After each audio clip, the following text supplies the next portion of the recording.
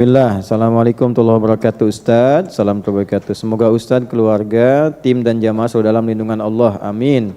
Semoga Anda yang menyampaikan ini juga diberikan lebih baik dari apa yang diberikan kepada kami.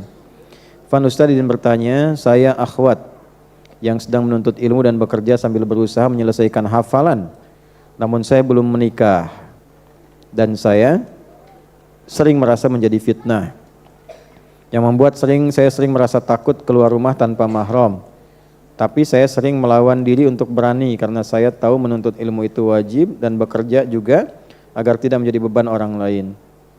Saya juga sedang mengusahakan menabung agar bisa menjadi orang Islam yang sebenarnya. Jadi belum benar sekarang.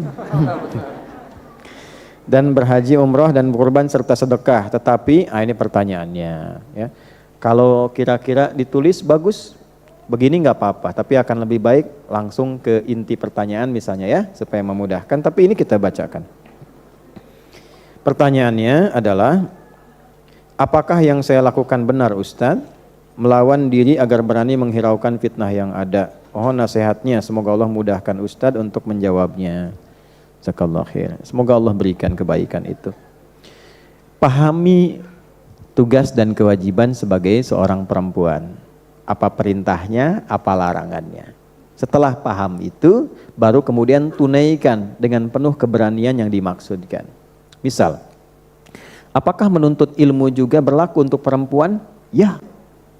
Bahkan Nabi punya jadwal khusus pengajian untuk para perempuan. Ibu-ibu, terus gantian di rumah siapa, harinya ada. Dan menariknya, setelah itu termotivasi sampai salah satu istri Nabi yang mulia, Sayyidah Aisyah radhiyallahu taala anha, itu saking banyaknya ilmunya, ulama berkomentar sepertiga ilmu di dunia ini dimiliki Sayyidah Aisyah. Beliau itu belajar ilmu kedokteran, Bu. Dan pakar di bidang-bidang tafsir, fikih. Kemarin saya mendalami tafsir Tahrir wa Tanwir, materi disertasi kami itu, kita menemukan betapa faqihnya Sayyidah Aisyah. Ya, memberikan koreksi terhadap seorang sahabat yang salah memahami satu makna ayat, dikoreksi oleh beliau. Sayyidah Aisyah itu. Demikian para perempuan. Kampus di antara kampus pertama yang menampilkan ilmu-ilmu umum dan keagamaan itu yang inisiasi perempuan. Namanya Fatimah binti Muhammad Al-Fihr. Ya. Beliau buat itu di Kairawan yang ada di Fes di Maroko karena asal Kairawannya di Tunisia. Saya pernah kunjungi. Jadi di Tunisia itu ada Zaituna yang sudah lama, universitas lebih lama dari Al-Azhar, agak ke dalam dikit ada Kairawan, ada masjid itu desainnya seperti Masjidil Haram. Jadi kebuka, tengah-tengahnya itu ada gundakan tinggi sampai ke atas beberapa gundakan seperti ini. Di atasnya itu ada semacam bulatan, terus dimasukkan di situ ada tiang besi sedikit, lalu disusun ya algoritma dan hitungan-hitungan. Di sampingnya ada satu tiang besi tertancap, jadi kalau matahari itu bersinar ke situ, memantulkan sinarnya itu ke dalam satu tinggi besi tadi, lalu memantulkan bayangan langsung nunjuk ke waktu sholat. Ya, jadi bukan hanya bayangan, tidak, nunjuknya ke waktu sholat. Jadi begitu bayangannya menunjuk A, sholat duhur, sholat asar, dan itu presisi sekali. Anda bisa bayangkan di zaman itu teknologi belum berkembang, sudah dibuat demikian rupa. Kalau Nabi dulu tancapkan tongkat, lihat bayangan sekian duhur muncul. Mereka sampai hitung waktu duhurnya di mana. Jadi bayangannya sudah memantul, ya. Ketika memantul sinar, bayangannya langsung menunjuk ke arah waktu sholat. Itu yang kami duplikasi di Mira, di pesantren. Ada satu bagian di depan tuh kita sebut jam matahari. Jadi begitu sinarnya menyinari, mantul langsung menunjuk ke waktu sholat. Nah, di situ tinggal seorang yang hebat, senang pengetahuan, ahli ilmu, punya anak-anaknya juga yang luar biasa soleh, rajin tahajud, rajin puasa, di antaranya Fatimah. Ayahnya Muhammad, kakeknya Fihr. Fatimah binti Muhammad Al-Fihr.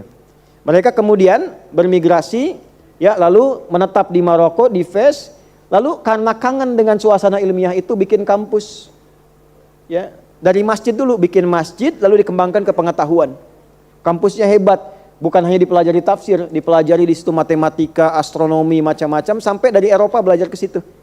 Dan beliau mendesain sendiri sampai baju toga itu, ya, yang sampai ke topinya, itu juga ada sebagian riwayat mengatakan beliau yang mendesain diantaranya. Lalu dikembangkan kekinian. Ya, yang hitam itu dulu sudutnya itu 4, warnanya hitam. Gambarannya apa? Itu gambaran Ka'bah. Jadi kalau sudah punya ilmu, tetap kiblatnya ke Ka'bah. Sebagai muslim yang baik, patuhi Allah. Jadikan ilmumu untuk mengenal Allah, untuk tunduk dan patuh. Oleh orang tua kita di pesantren dulu, ya diserap itu jadi peci. Disebutnya kopiah. Khufyah. Ya khufyah, ini bukan ilmu utak-atik, bukan cocok logi. Betul, ini khufyah. Padahal bahasa Arabnya peci itu bukan khufyah, kubah, taj. Tapi orang tua kita menyebutnya kopiah dari khufyah. Khufyah itu tunduk. Kalau sudah punya ilmu, tawaduklah engkau, tunduk, jangan sombong.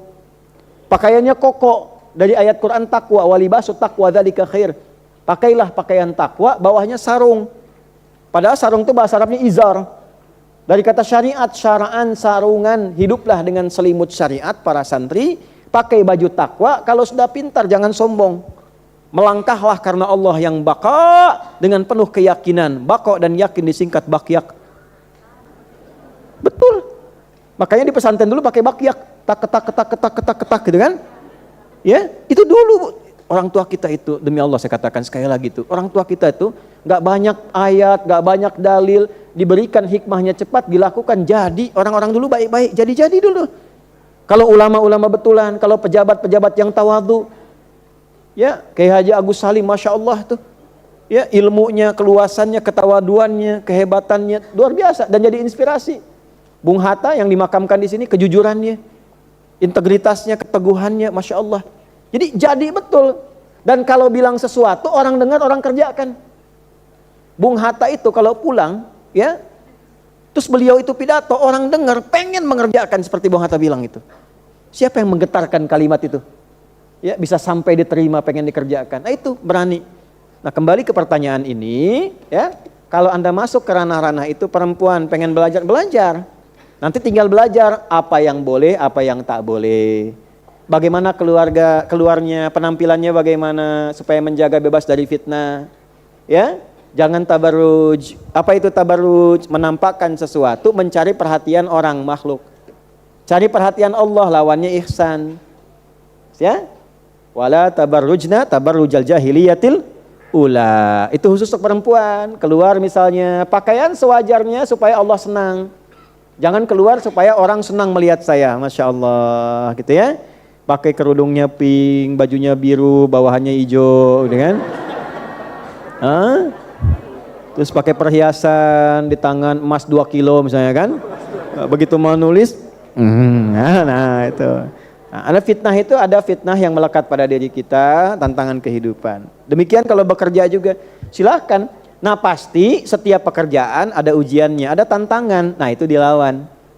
Sama kesini juga ada ujiannya. Ke masjid ada tantangannya. Semua hidup itu nggak ada yang nggak ada masalah. Masalah itu mengkonfirmasi kesungguhan kita dalam menjalani hidup. Termasuk mengabulkan cita-cita.